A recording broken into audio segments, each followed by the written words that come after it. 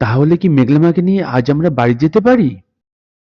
হ্যাঁ হ্যাঁ, অবশ্যই নিয়ে যেতে পারেন। আমি তো রিলিজ অর্ডার দিয়েই দিয়েছি। আরো চোট তো খুব গুরুতর নয়, ঠিক হয়ে যাবে অল্প কয়দিনে।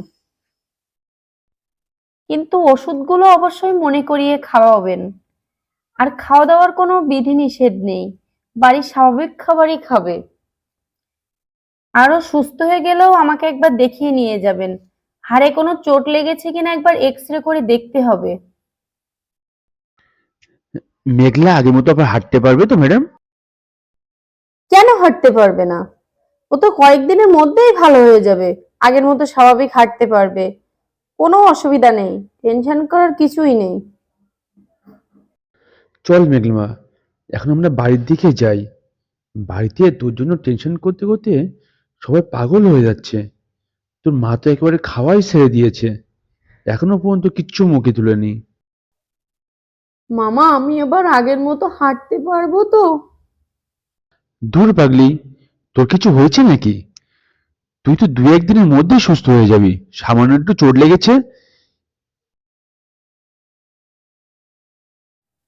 অবশেষে মেঘলার মামা মেঘলাকে নিয়ে রিকশায় করে বাড়ি ফিরছেন।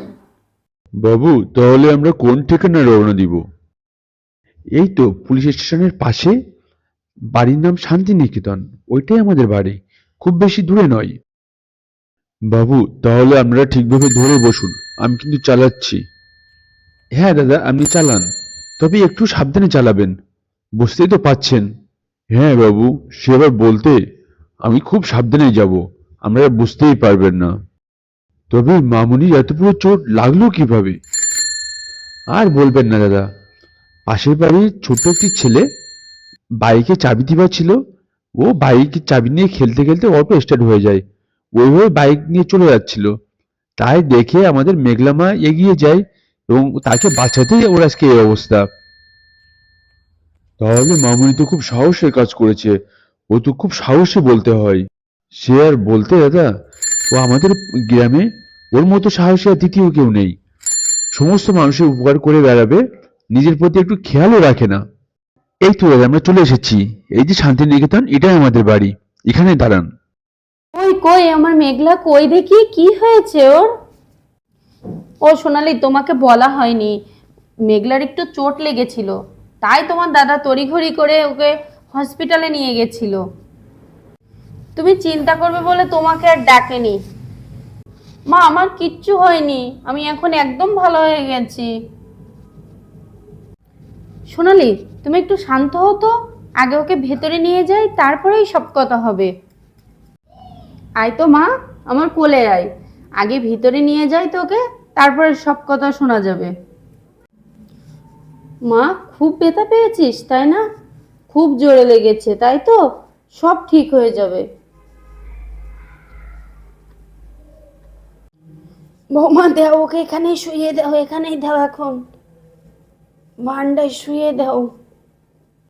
এরপর মেঘলার মামি মেঘলাকে নিয়ে ঘরের বারান্দায় শুয়ে দেয়। এরপর চিন্টুর মা চিন্টুকে নিয়ে মেঘলাকে দেখতে আসলো। মেঘলামার খুব লেগেছে, আমার খুব খারাপ লাগছে মেঘলামার জন্য। ও ছিল বলে আজ আমার ছেলেটা অনেক বড় বিপদের হাত থেকে বেঁচে গেছে। না না দিদি, খারাপ লাগার কিছু নেই। চিন্টু তো মেঘলার ভাই, ভাইয়ের বিপদে দিদি না বাঁচালে কি হয়?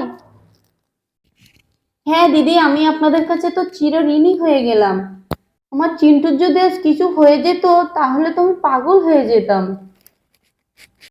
হ্যাঁ দিদি, আপনি ঈশ্বরকে ধন্যবাদ দিন যে ছোট চিন্টুর কিচ্ছু হয়নি, ও ভালো আছে। ভাই, তোর কিছু হয়নি তো? আজ কত বড় বিপদটা না তোর হচ্ছিল আমার চোখের সামনেই। ঈশ্বরের বড়ই কৃপা যে তোর কিছু হয়নি, যা হয়েছে আমার উপর দিয়েই গেছে। আমাদের আজকের এই পর্ব তোমাদের কেমন লাগলো অবশ্যই কমেন্টে জানিও।